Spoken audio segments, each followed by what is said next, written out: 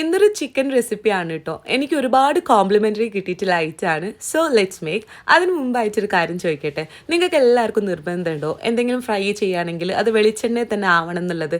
അങ്ങനെ നിർബന്ധമുള്ളൊരു വീട്ടിൽ നിന്ന് വരുന്ന ആളാണ് കേട്ടോ ഞാൻ.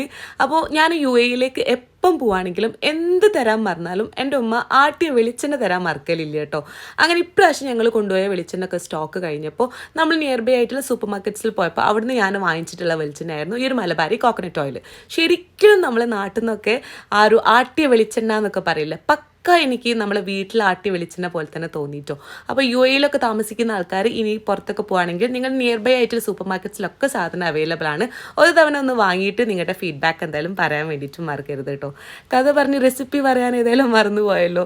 അപ്പോൾ എന്തായാലും റെസിപ്പി കാണാൻ ആഗ്രഹമുള്ള ആൾക്കാർ ഡിസ്ക്രിപ്ഷൻ ചെക്ക് ചെയ്ത് നോക്കിയാൽ മതി.